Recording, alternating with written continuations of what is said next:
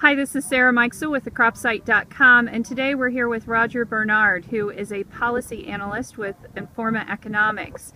And Roger, we're here today at the Wyffels Corn Strategy Conference, and I know you'll be talking to farmers today. Can you give us an idea of what your message is to them? Well, we're going to be providing them with an update on what's been going on in Washington, on the action in Washington, or I guess sometimes maybe more appropriately, the inaction in Washington, using just one word there. Giving them an update on where we're at in the Farm Bill process. Of course, we went through the lengthy process of getting a brand new Farm Bill done. It was signed into law earlier this year.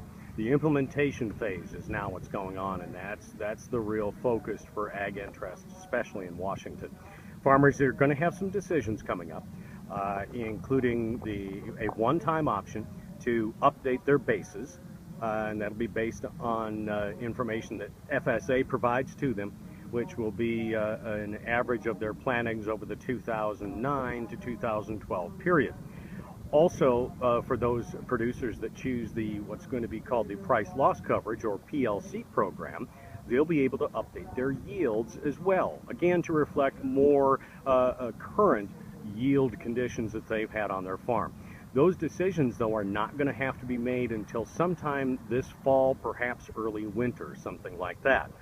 Then later this year, probably near the end of the year, they're going to end up having to make a choice between going in that PLC program, which, for folks, that's more of a target price-based system, use of a fixed price. They call them reference prices now in this new Farm Bill, but it's basically a target price-based system.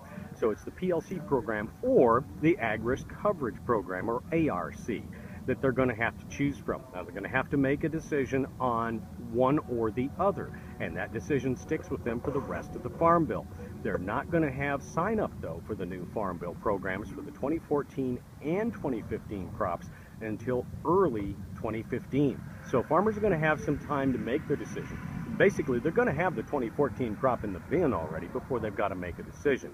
And groups like Texas A&M University, University of Illinois, and others are going to have several decision-making tools online to help farmers make those decisions when they do it. Because again, it's a one-time deal, and you have to decide. Now, there's a couple other wrinkles that go with this. If you're in the price loss coverage side, you can also pick up the supplemental coverage option under crop insurance. So there's another decision in there that farmers are going to have to make. So we're going to update them on that. Also take a look at some of the other things going on in Washington. And of course, given that we're talking politics, we've got to take a look ahead at the elections, because the important thing to remember on those elections is who's in charge of those chambers in Washington, the House and the Senate. That can have a big say in what happens legislatively, also on the oversight side and things like Farm Bill implementation, and of course, even take a look ahead to 2016, when that infamous address at 1600 Pennsylvania Avenue is going to be up for grabs. That, too, can have a very important say in what happens in the future of policy for agriculture and other areas in this country in the years ahead. Very good. Is there one thing that's hot right now in Washington, Roger, if you could say? I mean, what is the hot topic right now?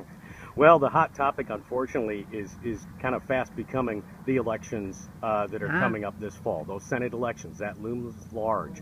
The Republicans have got good opportunity to make some big gains in the Senate, but they could turn around and have things go the other way in 2016.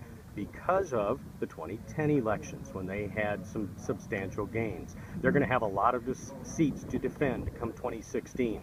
So we'll see what happens this fall and how that plays into those 2016 elections. And again, who controls those chambers out there in Washington really helps set the agenda for what happens, or maybe more importantly sometimes, what doesn't happen in Washington.